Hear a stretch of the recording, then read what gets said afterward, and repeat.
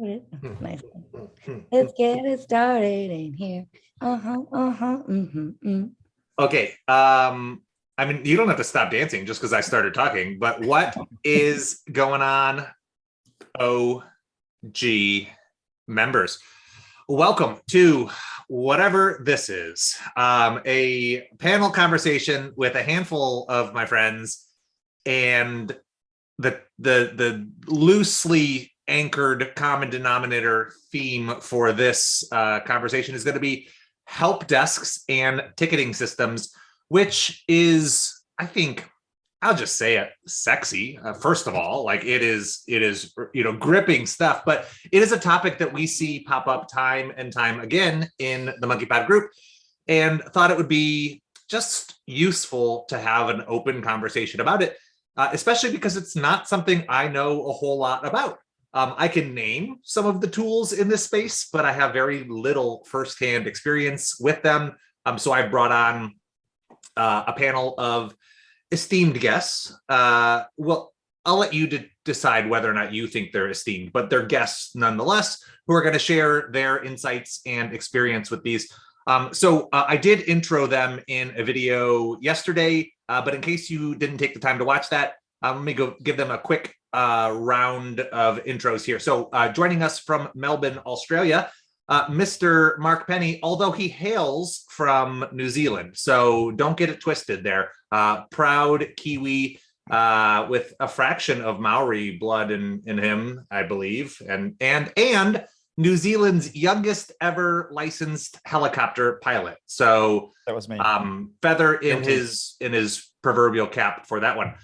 Joining from Spokane, Washington, Ms. Cody Quick, who is a power lifter, a record holder, and a agency owner. She has a team of virtual assistants that service businesses in all sorts of spaces, but largely coaches and in the therapy world. And they use help desks and ticketing systems not only with their clients, but as to help run her agency there as well.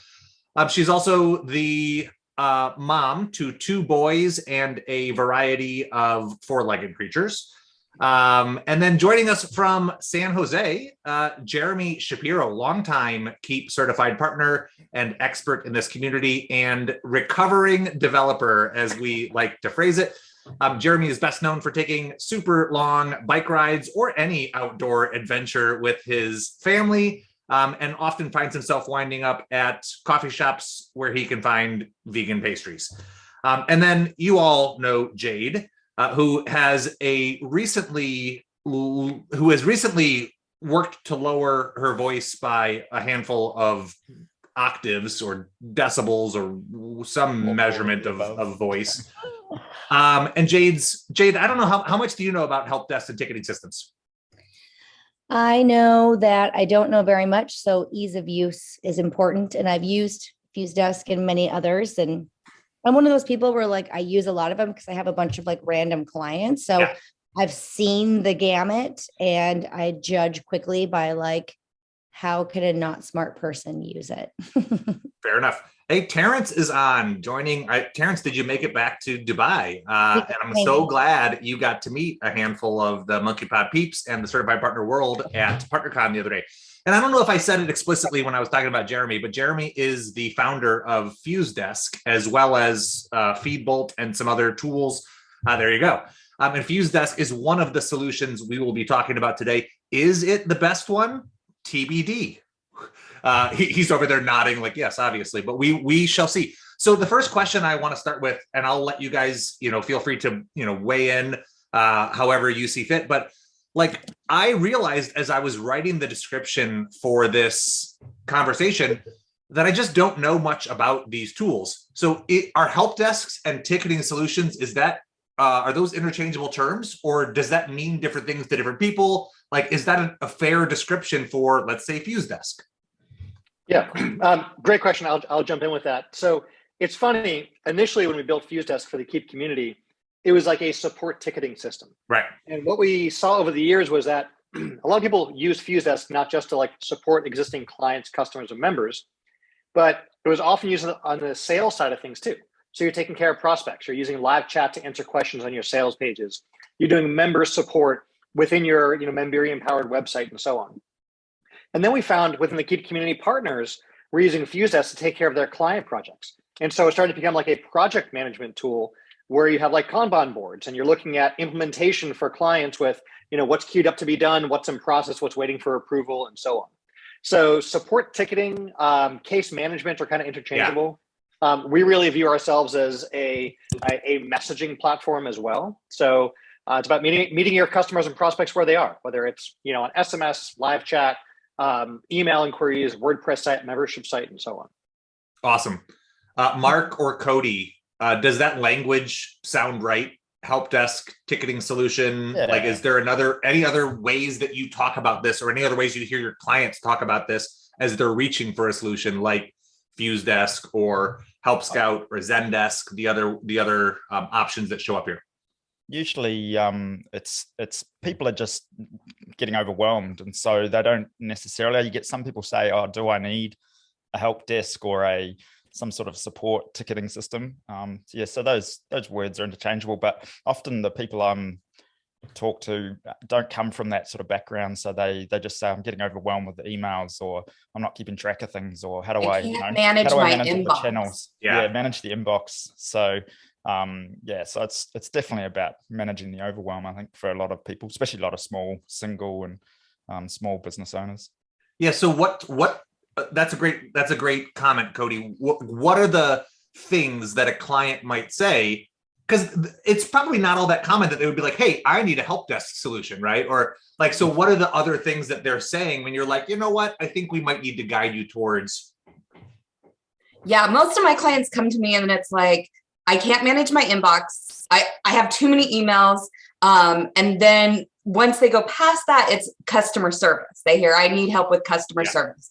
Somebody needs to reset their password. Somebody needs this. I get these emails and there's so many, I don't know what to do with them. So that's usually when I start that conversation of like, there's a better way to go about this. And like, let's organize this. One, automate what we can, but also like, you don't have to be the one helping everybody that can't reset a password or whatever it is. Right. Yeah. I couldn't help but laugh because I just noticed, I assume Jade has renamed all of us. I'm not sure if that shows up for everyone watching, but perfect. Well played as always. And so just to get out in front of it, for the folks that are on live or that are watching live in the Grove, if you have questions, ask them. We have a list of questions that we would love to serve up to these three. But what I care about most is that you get what you're looking for. So if this topic brought you here, I want to know why. And like, let's make sure that we get your question in front of these three. So that's helpful to hear, because like, I don't use a help desk or ticketing solution in my own business. And I manage things out of my inbox. So I find myself like, I'm pretty good about remembering like what I need to respond to. And then as I handle something, I put it into folders so that it's out of the way. But occasionally I'll read an email, and then if I'm not going to resolve it right then, I'll like mark it back as unread. Like that's the extent of my sophistication, is to like make sure that I come back to it. But like, my business is pretty modest, so there's not like it's not an overwhelming amount of work. So that's sort of like has worked for me. But for someone who has like tons of inbound requests or tons of like, I need help logging in, or my content isn't showing, or the permissions or whatever, like this is a more mature way to organize and scale the handling of those types of inquiries. Is that fair? Yeah. And Greg, if I could just, sort of parlay into what Cody was sharing, when we see folks coming over to FuseDesk, it's usually from one of two spaces, right? Which speaks to the business size. One is that inbox overwhelm. It's usually the business owner, the technician, the entrepreneur who launched something, it's growing, and they're managing stuff from their inbox, right? And we've all seen, like with Keap, your email default that you send from is like the business owner's email address. So you get on board, you create this whole campaign, you got welcome emails, you got drip, nurture, follow-up, and it's all coming from you. So trying to scale out of that can be challenging. The other area we see folks come from is they have a help desk, they have an existing business, and they're coming over to Keap and they're saying, well, how do I connect this stuff up? my team spends so much time jumping up and back between multiple systems. My support team, maybe their VAs overseas, are trying to learn the ins and outs of Keap just to support someone with password resets from, upsells, downsells, closing deals, and all that. So they're like, there's got to be a better way to connect all that. So really, we see that two path coming from email or coming from an existing help desk, and looking to organize and integrate. When did Fuse Desk start? So we actually kicked off in 2009 and more officially launched in 2010. Back in like the pre-Keap Infusionsoft OG days. And internally, Infusionsoft forever ago actually has kind of a broken ticketing system. There's remnants of that in like the API documents. There's like little hints of what used to be there, but it was never supported. It was what they tried to use internally. And the reality is there's a need for a solution there. And we certainly didn't want to build something from scratch. We were trying to use an off-the-shelf solution for an existing business we were running. And nothing did all the things we wanted in a help desk and messaging platform, and connected deeply two ways up and back to Infusionsoft or Keap. Yeah, so I think that's an important distinction, is like we're going to talk about some key players in this space. And one thing that sets Fuse Desk aside is that it was born in this ecosystem to solve the problems and challenges that Keap users, as they were then called, Infusionsoft users, were up against. But for what it's worth, the other bigger or name brand or household name tools that I'm aware of are Help Scout and Zendesk. And then what am I missing? I'm sure there are more. Freshdesk is another one. What's that? Freshdesk. Freshdesk. Yeah. Cody, anything else that you see people using or that you rely on? Those are kind of the biggies. There's like Zoho has a desk, and then there's like Groove HQ that's more inboxy, not quite help desky, and it's kind of a variety. But those are the big ones we touch. What do you use in your agency? We currently are in Help Scout. We've kind of progressed, like most of my clients, we kind of progressed with I did everything out of my inbox, and then we went to Groove HQ, and then it just showed how much I needed a real system, and then kind of went from there, and have been in Help Scout for the last, 4 or 5 years probably. Yeah. And if I can add here, it's a really interesting that you brought up Help Scout in that, just like, this is my inbox kind of fashion, because as a random, oh, hey, boo-boo, as like a random Keap consultant that has a bunch of different clients, that has a bunch of different systems, Help Scout, like I would describe as like from a mild user perspective, as like its strength lies in its simplicity. And all it is there's one inbox and you can divvy that out for other people to do. But again, like that's like the beauty and the curse of it. It's so simple and plain, and here's your inbox, take care of this issue until it's gone. And then like, that's a really nice comparison to what Jeremy was saying before about like, or maybe this was from our messages and he hasn't said it out loud yet, but like deep, complex integrations and capabilities, and like in so many different fashions, from like workflows to SMS to like everything in between, versus very simple and nice and clean and easy Help Scout. So that's just like a mild user perspective in like plain English, if that makes sense. That's super on point. And I think the simplicity is key, especially when we're looking at scaling, growing businesses. As businesses scale and they're hiring sales teams and support teams, the last thing you want to do is say, hey, let's teach you our entire CRM system and teach you how to do all the things you need to close a sale and then support a customer. And so when you're able to say to your support or a sales team, hey, look, let's get you using this one tool. You have all the power of the CRM, but you don't have to log into it or use it. You can support people who can't log into their Memberium site. You can support customers who are missing, an e-commerce order. You can look at when someone's charged and what they paid. You can get all that CRM power, run automations, cancellations, and everything without needing that CRM connection.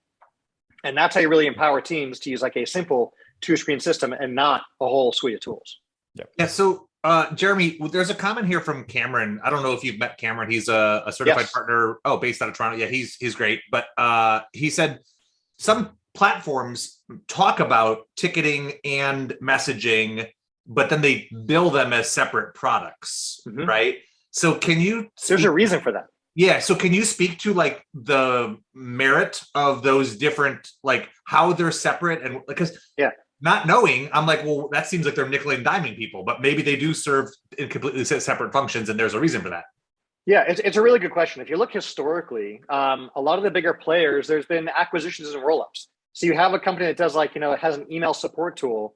They then go and buy a live chat company. They then go and buy a CRM company. And so they're sort of attaching these things all together.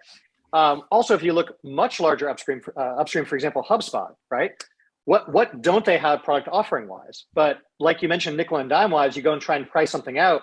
And next thing you know, you're paying for your contacts and for your tickets and for this feature and that, and you've now got 29 items on line items on your invoice in what you thought was sort of one tool. So part of it's historically from acquisitions and mergers, and the other is just building out that suite of tools and trying to package it for companies, for example, who are going to say we don't need live chat, we just want email support, or we just want a Facebook Messenger integration but not email. By putting those really together in one system, one of the things we talk about a lot at Fuse Desk is meeting your prospects and customers where they are, right? In the same way that, if you look at a business and on the door, they say like, we just take MasterCard. And you're like, but why wouldn't you take the American Express, the Discover, the PayPal, the crypto, whatever it is? Your customer wants to transact with you, find a way to do it. In the same way in sales and support, a customer wants to connect with you, be able to connect with them. Make it easy for them to get support in the mediums that make the most sense for them. Exactly. So much in the world of Keap, we talk about the outbound. We talk about automate the nurture campaigns, the welcome campaigns, indoctrinate your list and your audience, right? Send out SMS confirmations, send out, shipments in the mail, send voice broadcasts. All that's out. But no one ever talks about what happens when a prospect raises their hand and wants to engage with you. Or when a customer says, hey, this is great, I'd like to, upgrade, do more. That's all got to go somewhere. Might as well empower your team to have the phone calls, SMS, text, live chat, all that come into one place. Empower your team to care for your customers. Early stages. I have so many come in and are like, I had no idea that I needed to support customers or this. I built a membership site. I threw out this course and suddenly I'm behind thousands of emails. Like one of our biggest clients that we manage their customer service, like huge launches, did amazing things. And then their delivery was terrible because there wasn't anybody responding. There wasn't that communication and in any form, let alone meeting them exactly where they wanted to be. That it has to be a part of the whole scheme and know that it's part of your sales. It's part of how you're going to continue to build that relationship, their journey, your journey as a brand ambassador to them. All of those things all are impacted on how you deliver customer service. Mm-hmm. I agree. I mean, how many conversations, I think like the two biggest things I judge any company ever, whether it's like where I get a pedicure or Keap, is like how they treat me when I have a problem. And then also like, not Keap, I judge everyone else, but like by like flaws in their automation. Like if I get sold something I already bought or something, and I'm like, really?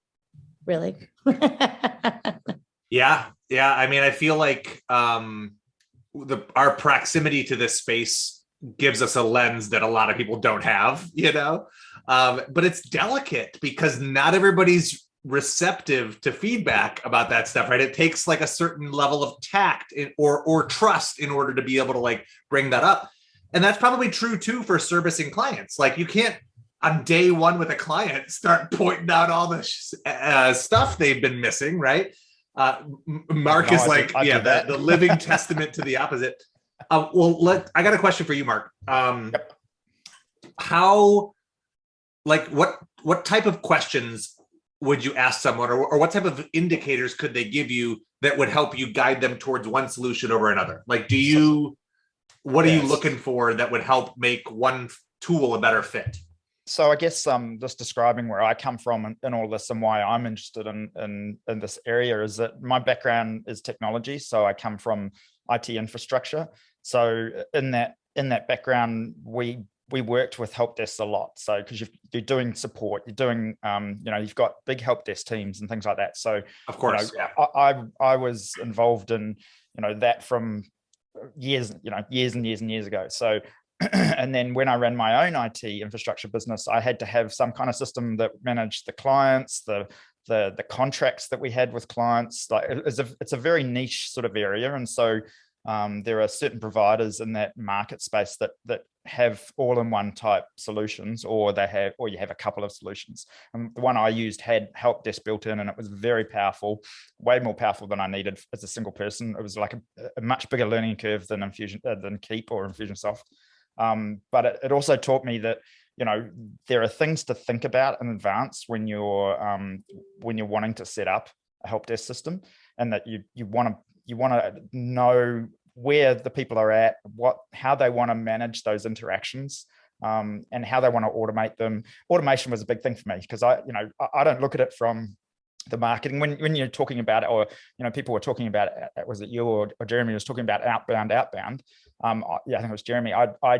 I don't come from that background. I want to automate everything because I'm lazy and I want to make life easy for myself. And, you know, and I found out, hey, clients like to make life easy for themselves too. So, hey, I can, you know, sell them automation solutions. But so for me, I always look at it like, okay, what are the things that we need to look at that makes it easy to set this up now, so that when your company grows, you're not going to run into dead ends or have problems. So, you know, understanding who your customers are, understanding the type of questions that get asked, how you want to answer them. So the types of requests, the channels that we talked about before, you know, is it coming via email? Is it coming via messenger, telephone, in person, all of those different channels? Because you might want to manage those slightly different in a help desk system. And so I don't know if I don't particularly lean towards one or the other. I've never found a help desk system that I personally find I'm super happy with, although I'm going to take another look at FuseDesk again, because Jeremy and I were chatting just before this, and, you know, he was showing me mentioning some of the new things. And I'm like, oh, wow, that actually makes a difference for me as far as, you know, why I might not have looked at it before. Because, you know, automation is really big for what I like to do, because I just like automating everything if I can. So I don't know if I answered your question, but I kind of talked around. I did the politician answer, I think, and talked about what I wanted to talk about rather than what you asked. Yeah. You've talked for long enough that I feel comfortable moving on. So, Greg, can I touch on what Mark was sharing there? Yeah. One of the things I find fascinating is, you know, like I mentioned, one of our big beliefs is, you know, meet your customers where they are. Just because we believe that doesn't mean all of our customers do. And so we'll often be onboarding customers like, great, let's connect in your phone system, let's connect in, you know, your SMS, and they're like, whoa, we don't want to talk to our customers. Like, we just want to email them. Yeah. And we're like, what do you mean you don't want to talk to them? Don't you want to have like a follow-up phone call, or, you know, be able to send an SMS message or communicate? And they're like, no, customers are scary. And like that, I find like so funny. But then on the flip side, we have other customers who are like, no, we'd never use live chat because like we can't staff that, but phone calls, we totally do that. So really, you know, one of the things we start asking during onboarding is like, all right, talk to us about where you currently connect with your customers, and more importantly, where you aspire to connect with your customers. And we can put, you know, the right things in place to make that happen. So what are those channels? Like, maybe not every single one, but I've heard you mention live chat, inbox or email support,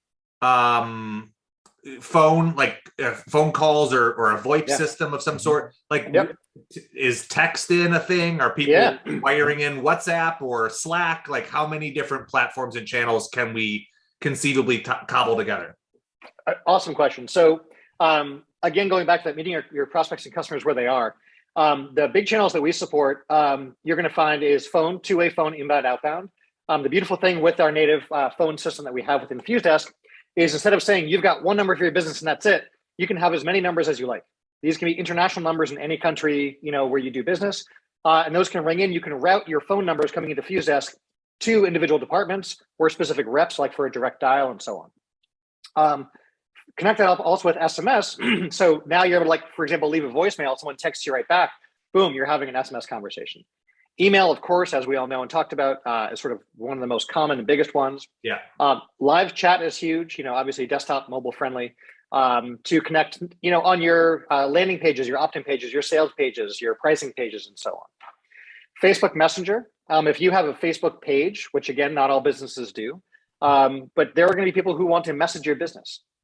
Within the Keap ecosystem, very much so, Fix Your Funnel and Plus This.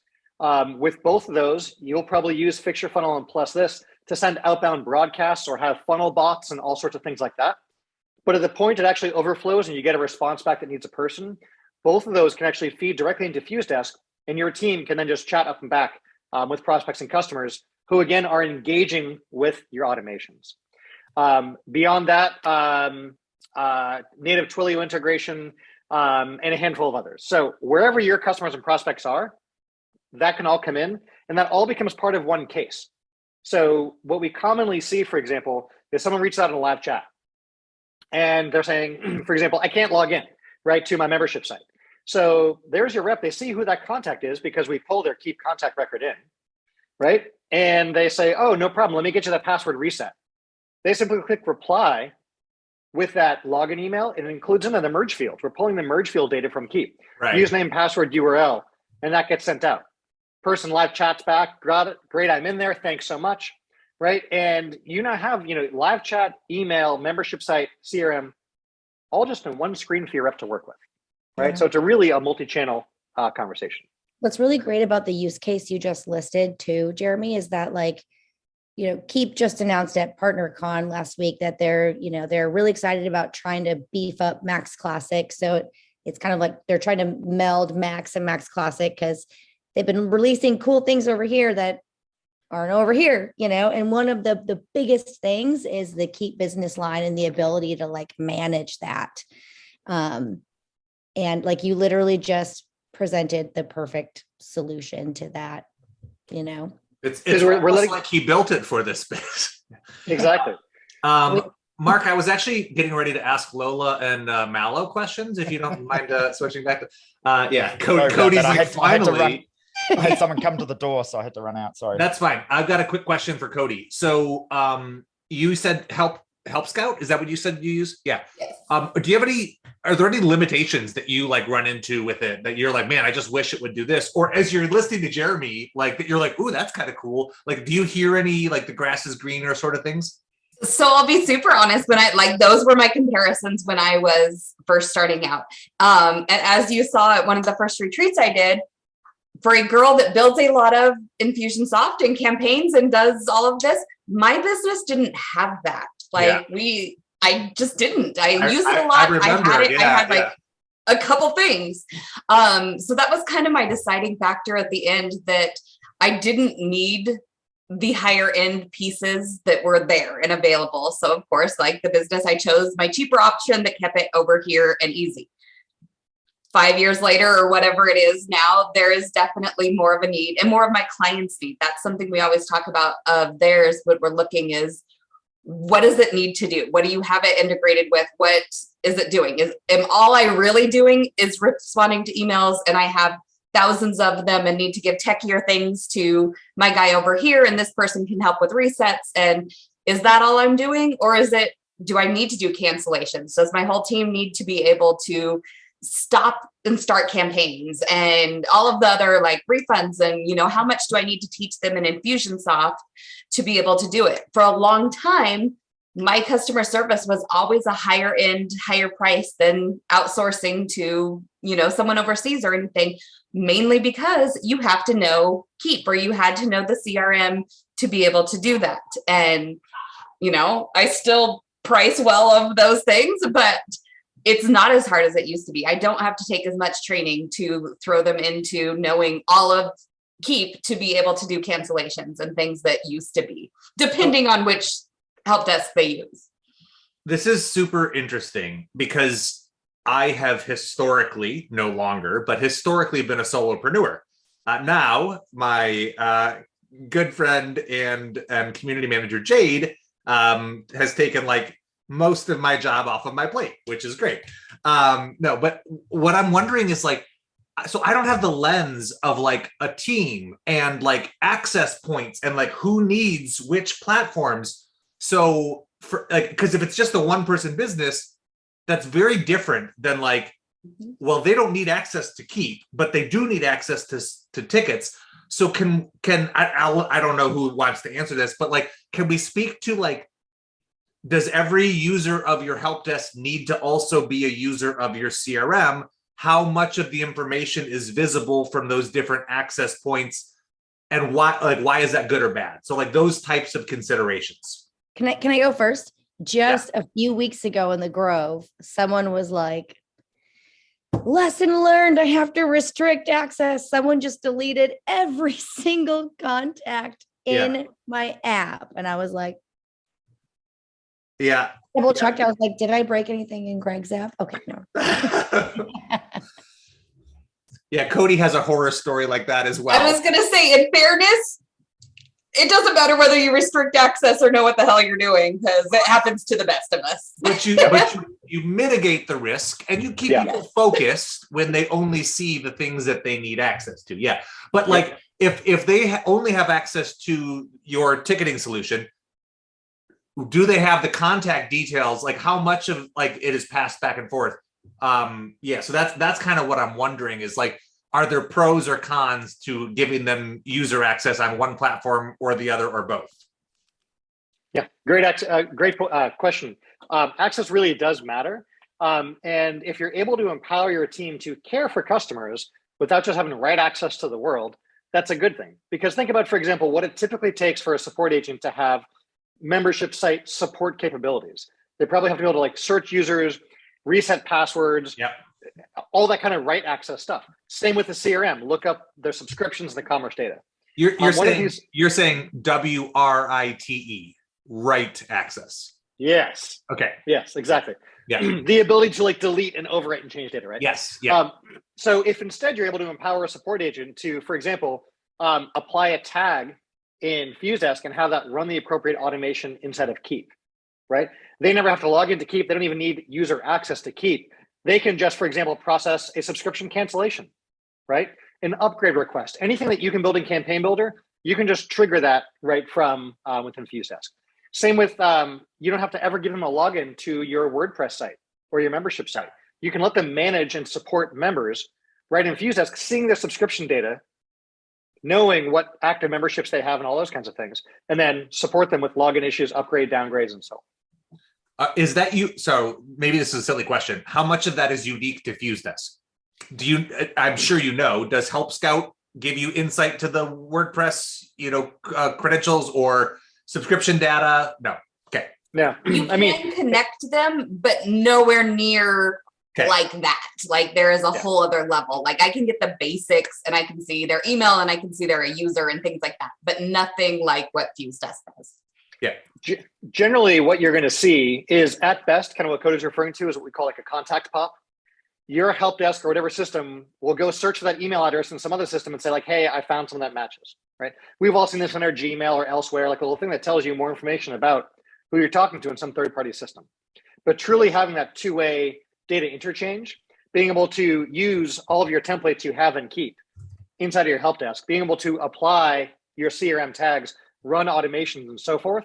And again, when your entire membership site, for example, or e-commerce is based in Keap, the last thing you want is trying to tie 4 systems together with duct tape. Yeah. So when I'm thinking about my user perspective, like I open, as one might imagine, a lot of tickets with the Infusionsoft support team because I'm constantly pointing out things that I would love their attention on. And then I get some version of automation when the ticket's created, when it's progressed, or when it is closed. So with these different solutions, is there customer-facing notifications built into the platform, or does it utilize your CRM or your automation in Keap to keep customers abreast of that? You could speak to FuseDesk first if you want, Jeremy, and then we'll ask about the others. So the short answer is yes. FuseDesk has a dozen different automation points, as well as a connection to Zapier to connect to 4,000 other things. Generally, anything you want to automate, you can. So whether that's updates, notifications, all that, you can do all that and more. That being said, one of the things that we found over the years, and we've got a few years of experience in this now, is that if you are a technical company supporting technical customers, and Mark, this sort of speaks to a lot of your background, and Greg, I think your use case as well, you're used to like, where's my portal where I can manage my tickets and update cases and all that. In general, most businesses have, like the B2C space, a customer who just wants help. Yeah. We've all had the experience of like, you get an email from a company, you click to reply, but it came from like a no reply address. Or it says like, you got this notification, this is an unmonitored inbox. Go here to open a case. And you're like, man, like, I just want to ask a question. Why do I need to jump through hoops? And then you go to some website, you got to register and create an account for their support site. And you're like, I'm already a customer. Why don't you know who I am? So like, there can so often be all these hoops in the way, these technical hoops that are unnecessary, Yeah. just for a customer to get help. So if you can remove all those barriers and just let them respond to your emails, your SMS broadcasts, your voicemails, and so on, they can now just get back to you and really have a human-to-human conversation without all those hoops and everything else in the way. Yeah. Mark or Cody, with any of the other tools that you have used for yourselves or with your clients, do you want to give any virtual praise to the way that they handle customer facing interactions, or throw some shade at them for shortcomings that they might have? Yeah, so if you don't mind, I'll jump in. I agree with everything Jeremy said. Like, at the end of the day, I come from the tech background where that was the thing. Like, people got a ticket and they got this ticket number and you had to reply above the line. And, it was kind of like, hey, we're IT, you have to fit in with our systems here for it to work, right? And I was always very much battling against that, because I don't think that way. So I'm not an ivory tower IT kind of person. I'm like, hey, what's the user experience here? Why are we actually here? We're here to help the company actually, sell their products and make some money. We're not here as the be all and end all, and we're the rulers of the roost, which, coming from an IT background, that's actually pretty common, pretty common feeling. So yeah, I was big on, when I moved into this space, I was big on, hey, how do we get away from this? Zendesk, I think, was quite a popular one. It's been around for a while that people use, but it was very much that old style of, you get a ticket number and it's got this structured look and feel, and you have to, if you want to use the portal, if you want to use the portal, you can use the portal and you register and all that, but it's not as user friendly. And so I had a look at Help Scout, which I think Cody said that she uses, and that was very good because it was simple. It had some complexity to it if you dived into it, but it was, for most small businesses, it was really easy for them just to get up and running with it and use it like an email inbox, and they didn't have to use those complex features. But it basically just looked like an email, so it was like an email interaction for the customer, and I think that attracted me to it. Where I ran into problems with it was just the level of automation internally, and some of the decisions they made about how they do things just didn't work for me personally, which is why I moved to Freshdesk, and I have a love-hate relationship with it. So I'm not here recommending that product either, and why I'm going to have another look at FuseDesk soon. That's pretty important though. Sorry. When I email help@mepi.com, is that inbox managed through Freshdesk? Correct. Yep. So at different points, you have reminded me, like, hey, that one doesn't get missed over here. I'm human. Yeah. Some people like to CC all my email addresses, and I'm like, well, two of those go to the same place. The other one goes to my inbox, which, I'm not going to see it anyway. So, because I get so many, I've done the bad thing that I think a lot of Keap people have done in the past, where they use their own email address for things like testing and signing up to customers' sites, and because I've got a lot of different things that I'm testing for customers, and I get all these emails, and so I forget to unsubscribe, or I just don't manage my inbox very well. And so, the inbox zero thing is just a dream for me. Inbox zero means just highlighting all the unread emails and deleting them. Then I'm at zero. So if I do that regularly.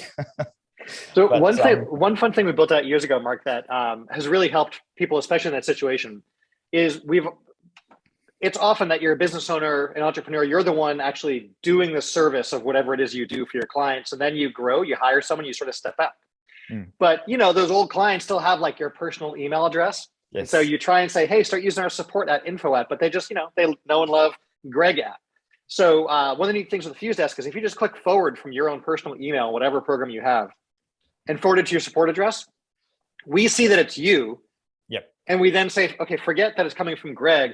Let's look at who sent Greg the email. We link it to the right contact, and then your team can take it over from there and get back to the customer on your behalf. You can even like write a little note like, oh, hey, Jade, can you help out Mark with that complimentary upgrade and free drinks? And, just sees that there and can take care of it. Freshdesk will do that as well. It doesn't do it as cleanly. It'll still leave my address in the CC, which I hate. But I know that Kodu can probably speak more to this, but I know that Help Scout does it quite well. So if you forward from your own, it'll pick up on the fact that you're forwarding your customer's email. So it makes them the target. So I think that's pretty common, but I'm glad to hear that you guys do that as well. So, You can slowly return those clients over time. Yeah. Cody, what's the feedback from your clients on Help Scout? Are they aware that like there's this tool that like interfaces or helps them manage things, or is it behind the scenes and they're just like, wow, her team is on top of it? So it's always interesting because there's the people that get angry at this agency feel that there's the one email address that my whole team gets. There's actually an onboarding email of my team of like, this is why we do it the way we do, because I now know if Sam is out today, I see the emails that are coming into Sam, and I know if something's urgent. I know if I need to let them know what's going on.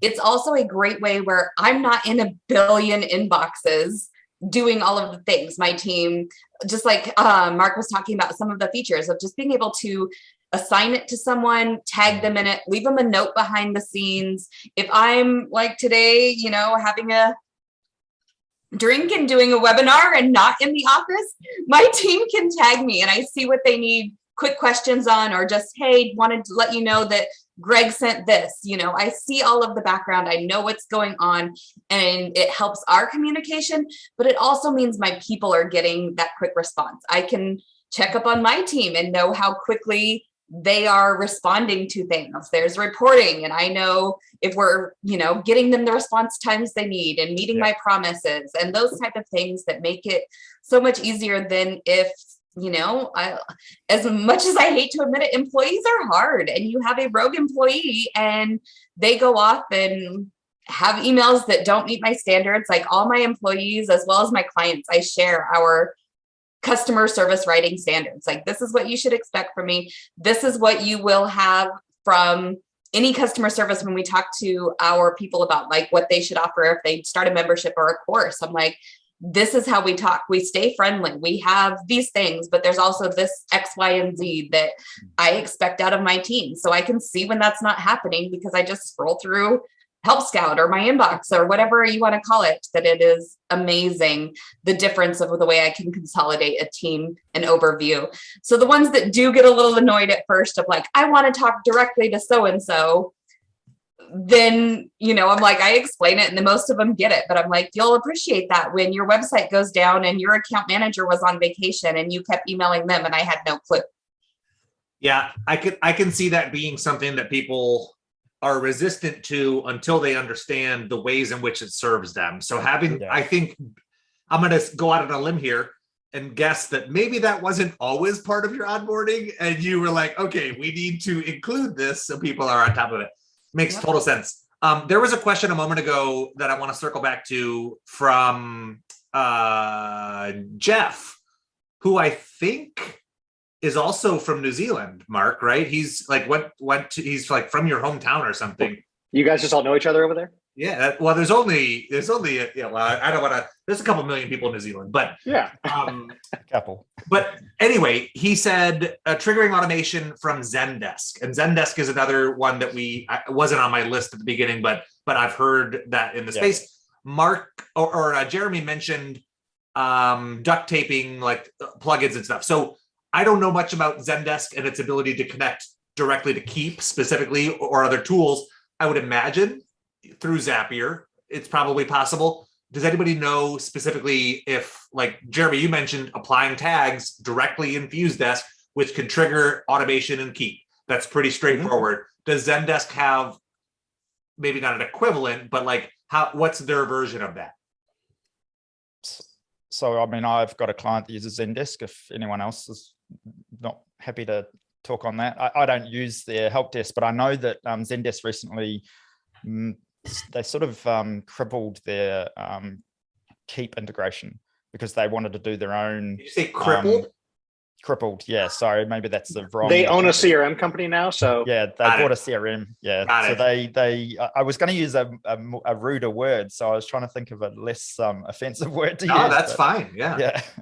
So that kind of hurt things, but I think they're still pretty much like all of them, like Freshdesk and Help Scout and things. They'll let you see some information from Keap, some basic information on the contact record, and you can click a link to go to the contact record. So it'll open up Keap for you. So if you're doing the two thing, if you're not running something like FuseDesk that's more tightly integrated, they do have that basic thing there. But quite often the ability to do any sort of advanced, forms or integration and things. I think Zendesk, from memory, to do the things that you used to be able to do with their built-in integration, you now have to go to third party because they're trying to push you away from using someone else's CRM, which it's a bad move for a help desk solution to do that. It just feels short-sighted. Whenever I see people being like reducing integrations, I can't list a single example where that has worked out the way that they hope to keep people in their ecosystem. They're making it doesn't change smaller. the need. It doesn't change the need. It just fails to address it. Yeah. Fair enough. Okay. There was another good question I wanted to speak to. From Cameron or let's do that one. Sure. Cameron asked in the Q&A, what do end customers do that messes things up? Like, how can a user compromise their own experience? And he lists some examples, like opening multiple threads with 2 different emails, 2 spouses or business partners making the same complaint, replying in the wrong spot. Like, how do users shoot themselves in the foot with behaviors trying to go around the system? Yeah. So we see people sabotaging their own support experience all the time. The common ones are just what you shared, right? The classic is someone replies to an email from a year ago because that's what they found and they ask a different question. Yeah. Right. We've all probably seen our parents and grandparents do that. Your customers do it too. Yeah. And the flip side of that too is multiple emails about the same thing. They send an email, hey, where's my package? And then they send a follow-up email, JK, UPS just delivered it. Yes. So for that reason, in FuseDesk, for example, we have the ability to both merge and split cases. So split is they go off the reservation to a different topic. You click split, separate case. Yeah. And merge is, in the example that Cameron had there, spouses are emailing about the same thing. You can merge it to one case. Or someone emails about where's my package? Here it is. You just put those back into one case again. So that's you raise an interesting point. Can one case be attached to more than one contact in your CRM? It would be connected to one contact, but multiple people can be on that case. So you can still correspond with with both spouses, but it still will go to one contact record. And just so you know, in FuseDesk, this is pretty cool. You can, if you need to split something up, someone replied to like a different thing with a different question, you can like choose where you get to snip it. It's pretty cute. You're like,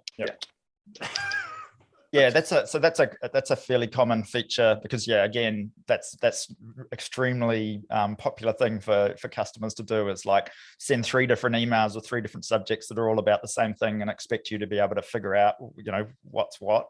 So merging and then separating when they suddenly start asking any question or halfway through. They all my experience is mostly with Freshdesk and Help Scout, and they all handle it okay. Like it's a difficult thing to get right every situation because sometimes they might ask another question, then follow it up with a question that's related to the original. So you're trying to how do I get that one email out? And sometimes I'll just snip out copy it and start a new email thread, with that particular question just to make it easy for myself and the client. But the other one is answering, and this is something I have a problem with Help Scout. I don't know if Cody's got some ways of managing this, is when people will quite often, there's a couple of things they'll answer inside the email. So they'll scroll down and they'll underneath in red, they'll put, oh, here's my answer to this question. Here's my answer to this question, which is, fairly common in email, but even in email, I don't like it because I'm a skim reader. So I don't like, people will send me this big long thread and say, Mark, can you please comment? And I'll look at it and I'll go, where's the bit of information that I can find that I can just hone in on that and answer it? And quite often I'll either miss the question that they were asking because they didn't actually pre-text it with like, hey, this is what I want to know. It's just, can you comment? I'm like, yes, lovely day, whatever. I'm always skim reading, but with help desk systems, they quite often hide that. They hide the big long thread because you've got individual sections of the conversation down the stream, right? So they hide that big long thing. So if someone's gone in there and the help system hasn't detected that they've answered in line, then you have to click a button and go look for it. And, it can be, that can be a little bit hard to discover or to reveal. And I don't know what Help Desk is like, FuseDesk is like with that. It's probably difficult as well. And, for all of them to manage it. So that's probably one of the things you have to watch for, is you might miss something that somebody's put, or an image that somebody's put, or an attachment that didn't appear. Freshdesk has this weird thing where the attachments kind of appear down the bottom, and I don't always notice there was an attachment to this email because, like I said, I'm a skim reader and I'm looking for that fast, dopamine hit. So of like, yes, I've answered it, moving on. Yeah. So yeah, that's probably the pretty common ones, I think. Or help desk to help desk. Like if I'm working with somebody else that I know that they're doing the same thing. Yeah, don't have auto replies. Yeah. Yeah, there's always something that I'm like, okay, if I'm missing something, I instantly know to go look somewhere else because it probably isn't that it wasn't in the email. It's that the systems fight each other. Yes. Yeah. Yeah. I'll throw myself under the bus here. Multi-channel, like changing channels. I'm notorious for that. I'll open a ticket and then I'll send you a Facebook message about that ticket or a video or right. Which I I can justify it in the moment, but for the sake of their team scaling is probably not the best way. Yeah, but it shouldn't be like from the user experience perspective, that shouldn't be your problem to worry about. That's our issue. Like we just need to be aware of what some of the limitations are on the systems we're using, right? So that we can work around that. I mean, you educate your customer to a point. You try and get them to fit in with the system, like we're talking about before. And as a solopreneur, like I always say to customers, like, hey, if you can email my personal email, that's fine. I'm okay with that. You may not get a reply. Yeah. So, and then they email to help and they get that guy's unreliable. Yeah, he's terrible. He's me. So, who's replying and help? That's me, but that's different. So I tend to reply a lot quicker there and so I can manage it. But overall, if a customer I try and not let customers, I don't want to deal with customers on Messenger. You're a special case. Some other people are a special case. I don't mind that, but I try and limit the channels. But yeah, you've got to be willing to, go, okay, they've done this. My process here is if they've messaged me a video or they've sent a link here, I grab that and I put that in the notes, or I reply with, hey, I saw your message. I just wanted to document it. So there's got to be some internal processes around this as well. Like I'm a big fan of automation doing everything for me, but at the end of the day, you still need processes. You still need to think about how am I going to, do this when this happens, like anything you do with automation. And then that's how you can scale it, because then you give it to your team, you say, you follow this process, and they feed back to you and say, yeah, that doesn't really work. And 9 times out of 10, here's what we actually do. And, you modify your process. So the scaling part, I think, is really interesting there, Mark. Systems is big when you want to scale, especially as you're trying to duplicate and clone yourself. So having templates, as most any help desk these days does, is really powerful because we always use the example: your team comes in the door Monday morning, and they've got all the weekend's worth of cases and things to get back to. Is that when you want someone writing a really friendly, articulate email from scratch, or do you want to empower them with the templates that will handle 80% plus of what they're going to do, and they can just click send, modify, send, and have all the heavy lifting already done? So when you empower your team with the right templates, workflows, automations, and so on, they can really focus on like what we're best at, which is being a human. Let the automations automate, but then when it actually needs a person, let us have that finishing touch to really help it across the line. So Jeremy, is when you talk about templates, is that something that FuseDesk or a help platform provides, or that the administrator for the account would set up for their team, or maybe both? Yeah, good question. A little bit of both. We do have template packages that are available. So sometimes when clients onboard, they'll purchase like a template pack from us, or onboarding template importing.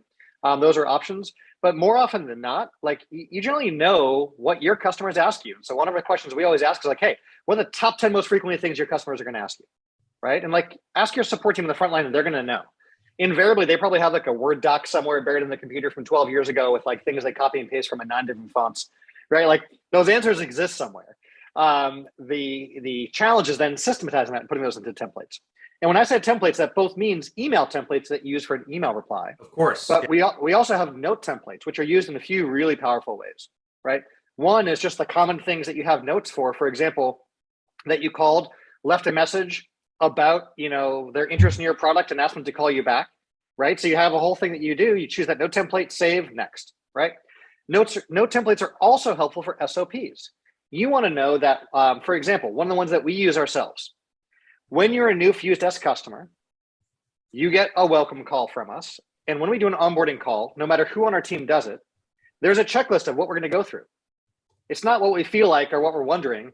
we literally, myself included, will pull up the note template in FuseDesk of what it is we need to go through.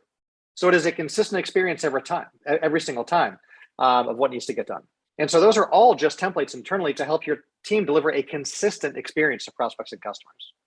Yeah, I think if I was to put like a singular, reason as to why you might pursue this, it's consistency, right? It's like consistency across how issues are handled in terms of the experience you're creating for your customers. I do a pretty good job of managing my own inbox, but it ebbs and flows as my schedule changes, as my focus changes, as like the season, of the year. And, so I think having a system that holds you accountable, it adds consistency and accountability, right? And I would imagine there's reporting level insights into that, like tickets per day, average time to close, like those types of metrics. All those and more. In fact, not only do we have like a really great reporting suite, we also integrate to Graphly. So if you're using Graphly in your business, you can pull in all your FuseDesk reports natively. So on one dashboard, you can look at your product launch stuff as well as how your support and sales team is doing more. Sorry, Jade's reaction when you was like sick. Like that's perfect.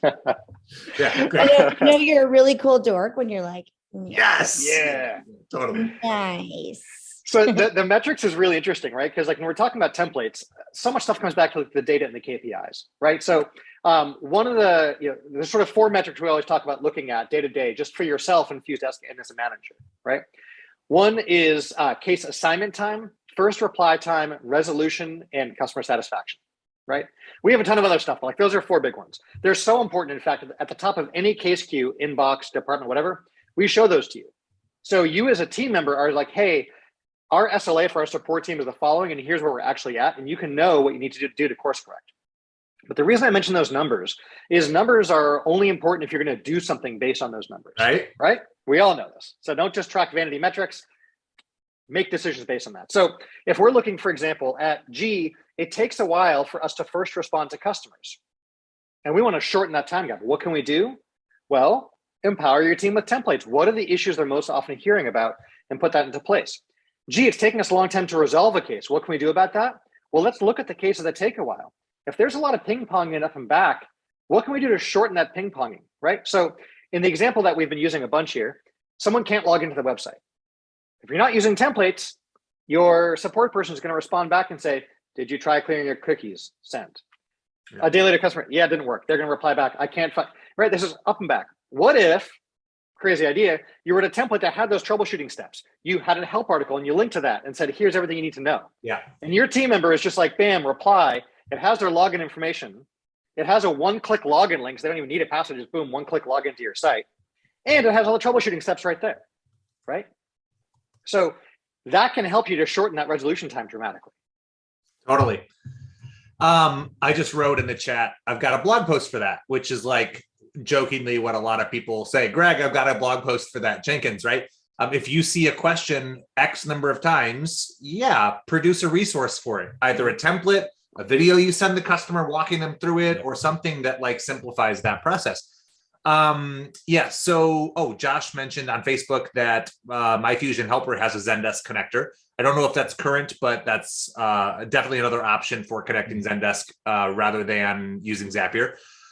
Josh also asked a good question that I'd love to touch on. And just as a heads up, we are at the 60-minute mark. If you've got to run, that's okay. Thanks for hanging out with us. I will get you all the recording. But if you panelists or anyone watching wants to stick around, we'll do a few more questions here for the next 10 or 15 minutes.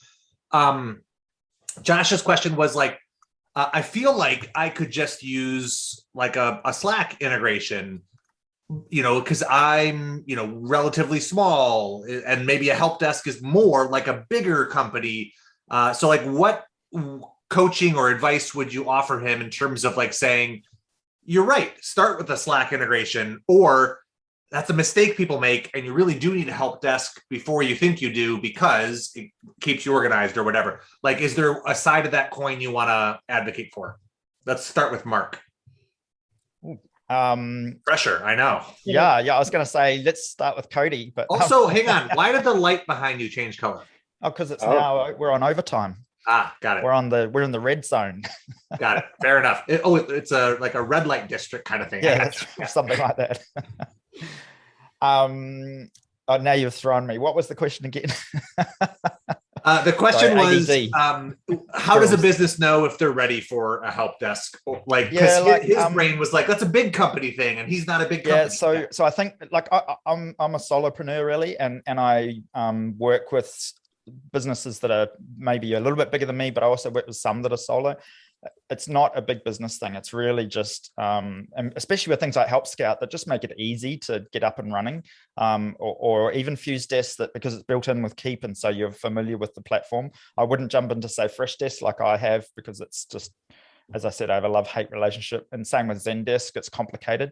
So, but the idea there is that it's all about making your life easier, and so you can be consistent, right? And so it's no different than opening Gmail or something. You're just opening this thing that's got the emails, and then you can just treat it as an email inbox to start with for the first 6 months of your business until you grow.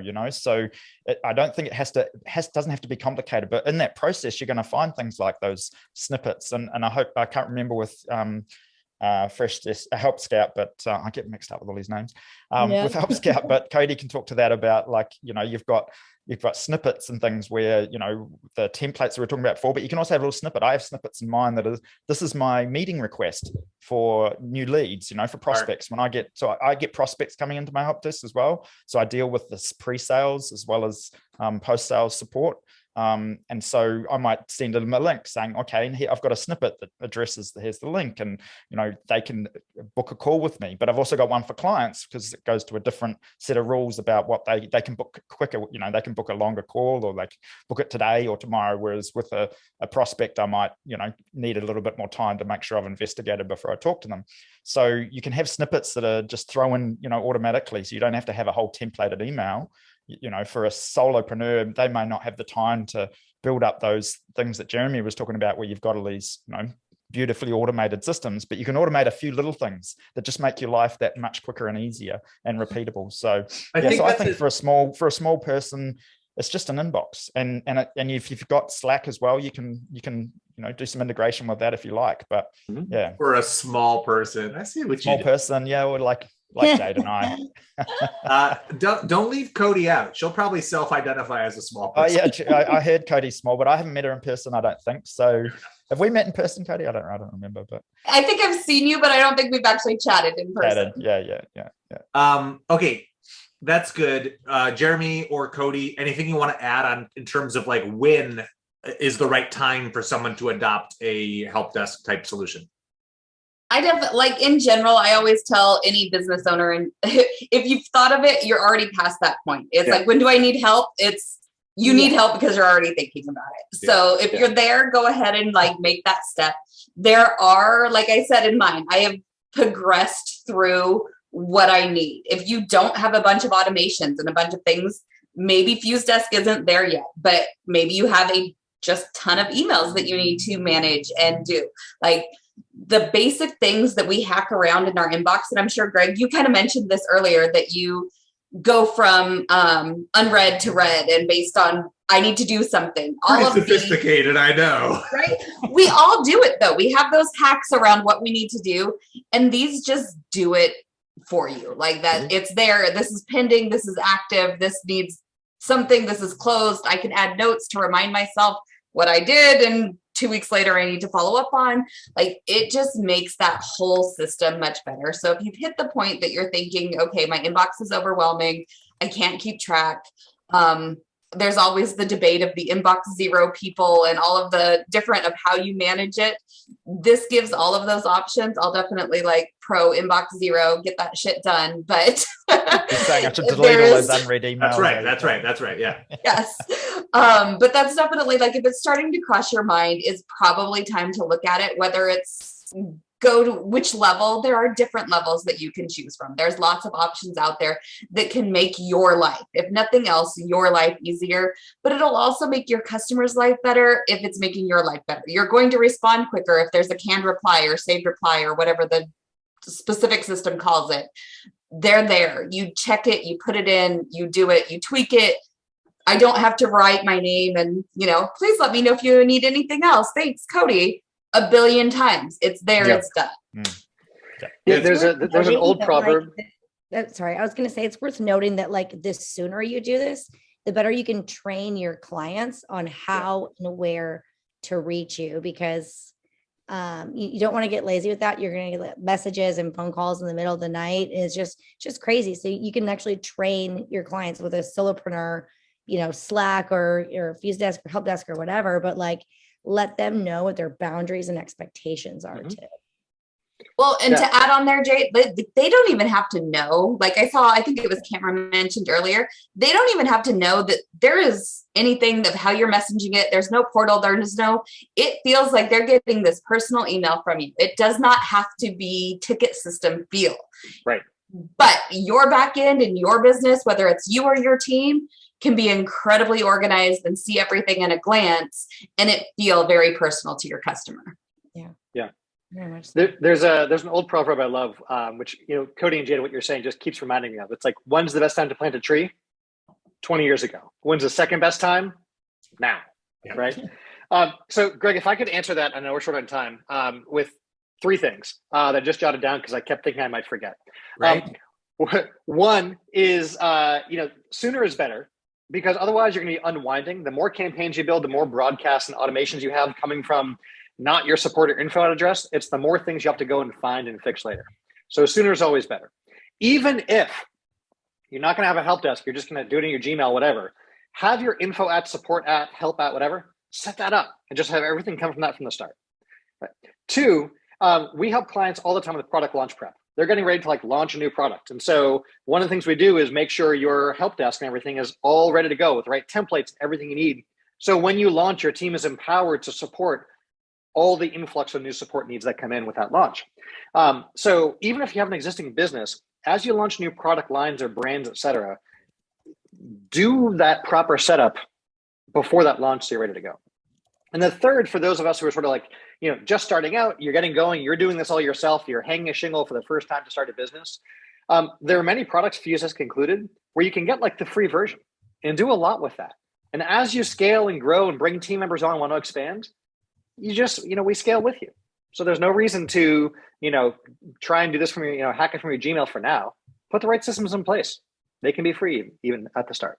It's amazing how that same, logic can be applied to so many different things, because I've had that conversation about Keap.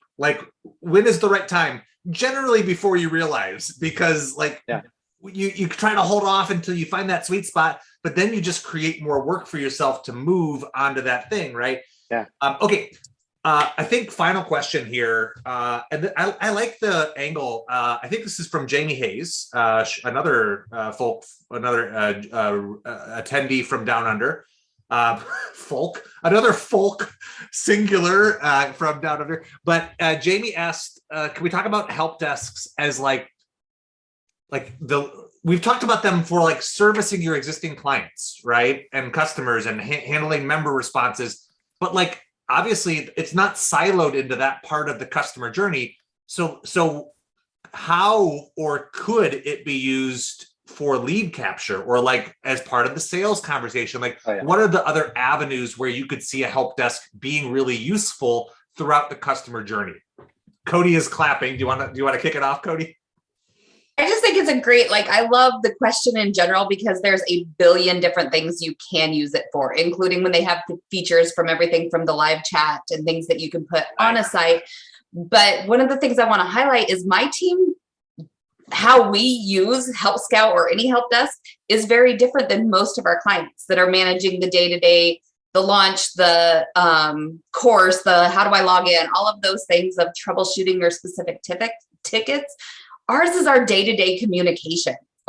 We have clients that we meet every single month and I'll have ongoing conversations, and it works in so many different ways that you can scale it however actually works for your business. You don't have to hack around anything to make that work. It's built for those things. So knowing that you can go from live chat and customer service and acquisitions and having that automation and everything there to having the day-to-day conversations that my clients, I can know how often we communicate, that I'm meeting my requirements, to the, course membership type of everyday support of what you picture as a business, online business. A help desk of any kind can cover all of those different aspects, however you use it. Do you have any leads that come through your help desk system, or do they only open a ticket once they become a customer? Internally for my team, they only get to our Help Scout when they are a customer. Right. But for my clients, we have several that's kind of where the conversation starts. And I put it in chat, but that's like a lot of them will be, that piece of it is only during launches. They have their big times of the year, and we use this only when it's there. They don't have to have somebody managing live chat 24/7 for the rest of their lives, because that's a thing. This 3-week launch period, cool. Yeah, we are totally all in. Totally. Yeah. And then it goes to email support, and all of that can ebb and flow as your business needs, and make that available to your customers. You can be right on the sales page. You can be right where they need you the most. Ooh, whose dog was that? That's Putter. About time, Putter. We want to hear from you. He's mad the door got shut. Jeremy, go ahead. Yeah. You have some thoughts on lead gen or other parts of the customer journey? Yeah. So speaking for us and how we use FuseDesk, we dog food stuff, meaning we use FuseDesk to support our FuseDesk customers. We dog food stuff? Yeah, good. Yeah. Got it. You know that term, yeah? Yeah, eat your own dog food. I'm not familiar with it as a verb, just dog. Oh, yeah. Man, I'm in Silicon Valley. That's like, Yeah, we all dog food our food own stuff. Got to. Is in eating your own dog food? Yeah, or you gotta like eat your own dog food. putting a bunch of bad chemicals into your like weird. Jade, I don't know what you're feeding your pets, but I wouldn't keep doing that. Mallow has the dog food stuff. I get it. Yeah. Yeah. So sort of to answer like Cody did, in terms of for us and our business, we use FuseDesk both pre-sales and post-sale. And many of our clients, it's much the same, but it's a mix, right? Where we see the most success is like we've had clients, for example, hesitantly add live chat to their opt-in pages, pricing pages, sales pages, and all. Yep. And then suddenly they're like, prospects are asking buying questions, and then they go and buy. Like, gee, what a concept! And like one of the cool things you can do with FuseDesk, you can have an automation saying, hey, like if someone's on the sales page, on my pricing page, they've been there for more than 60 seconds and they visited 5 pages on the site, automatically open the chat widget, greet them, and prompt them with an offer to start a conversation, right? And so, yeah, Jade says. So you can personalize that stuff, based on all sorts of different factors. And that leads to people who otherwise wouldn't engage or sort of would back off to be like, yeah, actually, I did have a question on your pricing plans, or, I thought I saw a promo, and they ask those buying questions. Your team helps them out. They then opt in, convert, buy, etc. So pre-sales, all the time we see that stuff. Yeah, makes total sense. I'm realizing years ago I used Peer Chat, which is a live chat tool. I wouldn't have described it as a help desk, but it has like threads that you can kind of keep track of and stuff. And that was totally the use case. All of my order forms had it. And they changed their model. I was on the free version because of the number of chats I was using. Yeah. And they changed their model, and I got annoyed and ended up removing it. But I had a handful of those instances where somebody had a question in the moment, and I was able to respond to it in the moment, and it made a difference. Yeah. Yeah. Mark, speaking of the customer journey, any unique areas where you see a help desk being useful other than like outside of the what someone might expect? Yeah, so I use it quite differently as well from a lot of my clients. So I use it pre-sales, support, but also dealing with third parties. So I have some different, automations around when I'm working with third parties for clients. So for example, say I'm doing email authentication for a client, I have to deal with their ISP, or if they're DNS provider, or they've got an IT. More common is they've got an IT provider that they control, as I said about ivory towers, they control everything for the customer, and so I can talk their language, so I have some different things set up for that. So it's just useful for being able to manage those different relationships. It isn't necessarily just a support tool per se, so it's really just for making it easy for handling all those different stages of dealing with different people that are a part of running my business. Sure. Because like I said, I'm automation. So yeah, even even integrating it with my project management tool, so I can do task, it helps with task management and project management as well. So so there's lots of different segments and lots of different ways you can cut it, from the very basic to, as complicated as you want, I guess. Yeah. Well, I It's think, interesting. I'm sorry, you go ahead and then I'll kind of No, close. Jake, go on. I was going to close. So if you want to, if you want to sneak in one more, you probably should. Sure. So just to touch on that, one use case we saw, or two use cases we saw that we really weren't expecting people to be using FuseDesk for over the years was sort of client project management. So like, for example, KCPs would be doing, implementation work for clients, and they're managing that in FuseDesk. Right. And then secondly was sort of sales pipeline management. So when we rolled out workflows in FuseDesk, this is what lets you create like Kanban boards with different columns. You can have your tickets organized however it fits your business model. Is so many different ways you can do it, but the examples we give, one is a sales workflow. So you can sort of have your hot lead, left voicemail, in process, quoted, closing, et cetera, and you just drag and drop between, and it can kick off automation each step of the way, right? You can also organize those in terms of we had a KCP who's doing a lot of implementation work, and they're like, hey, look, our deal is we can have one project in flight for a client at a time. They got to sign off on that one, and then we'll take the next one. They can have a backlog with us, but we're only going to keep one in flight at a time. So you can actually organize in a workflow in FuseDesk, sort of group it by client. So you'll see, this client has 4 things backlogged, 1 in process, 1 waiting for feedback, and so on. And then your team can just drag and drop things. And the automation works 2 ways. One is that like when you move between columns, you can run automations, both in FuseDesk and Keap. And the other way is when you do things on a case, you can run automation. Meaning if your sales rep uses the notes template left voicemail, as soon as they save that, boom, it snoozes the case, it moves it forward, and so on. And on the flip side, if they go ahead and drag it to, close deal, you can go ahead and kick off your onboarding automation and so on. So all that's possible simply by using workflows, and all that can support stuff both pre and post sale. Well, this has been so good, guys. I'm embarrassed by how little I knew coming into this, and I'm not surprised in the slightest by the expertise and wisdom that the 3 of you brought. So thank you so much. And special thanks to both Lola and Mallow, who have been quiet, peaceful contributors throughout this. And Putter, I appreciate a dog who's a little naughty. If I'm being honest, that's sort of my jam. Oh, big stretch. Big stretch, as you're supposed to say. Jade, wanna steer us out?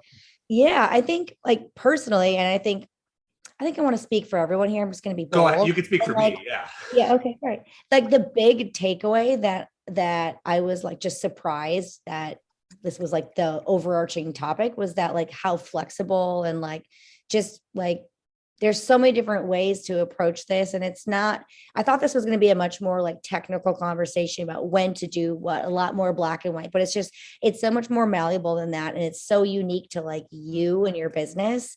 So I think when people are looking into this kind of thing, keep that in mind. It's what you want and need it to be. And there's obviously lots of tools out there. And if anyone has questions and want us to like put you in touch with Jeremy specifically, because I know a guy who knows a guy, you know what I mean? So if anybody like wants an intro, like send me or Greg an email or a message or post, and we'll make sure that you get in touch for that, because there's like too many features for us to like even had a conversation about that.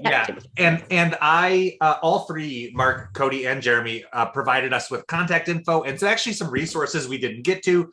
So all of those will be in the follow-up email with the recording that we will send out either later today, more likely tomorrow.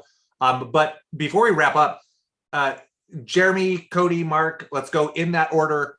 If somebody is listening right now and they're like, hey, I'd love to get in touch with you or learn more about what you do, Jeremy, where would you send them? So, FuseDesk across all your channels, will reach us, and amazingly, it will come into our FuseDesk app. Go figure. Yep. You can also, like if you go to getfusedesk.com/monkeypod, you can find out, more there. You can even get a free version of FuseDesk at fusedeskdemo.com/monkeypod. And that all has our contact info. And so you can easily find us there. Thanks, man. Mark? So if anyone wants to email me at monkeypod@mepi.com, I'll have that email created in the next 30 seconds. Stop.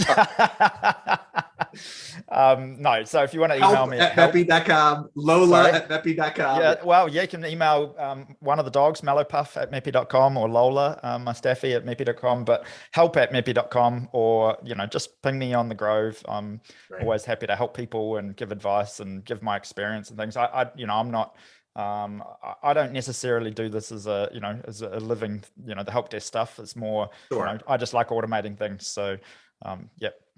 And Cody, if somebody wants to learn more about QBR, so or Cody Quick in general, I mean, I'm open book, so let's chat. But quickbusinessresolutions.com is the site for what I do. Cody at quickbusinessresolutions.com is the email, and all the same. Like, happy to chat about any of it and how I can help, or any advice of what I've done and haven't done well. So been there for all of it. Happy to help however I can. You all exceeded expectations today. Yeah, killed it. Jade, any closing words of wisdom you want to add? I love you guys. Yeah. I just think you're all so great. I'm like dying over here. It's a love fest. That's probably right. like the sexiest ticketing webinar that's ever happened. I think we can say that. We did. True story. Yeah, that's it. Okay, thank you for tuning in live, or if you spent time with us during the virtual recording, pat yourself on the back. Thanks for watching the replay. Not you. You guys were here. With them. Patting them on the back. That's Future right. them. Jeremy was patting himself on the back. Thanks, just everyone, panelists and attendees. Later, y'all. See you guys. Thanks. Peace.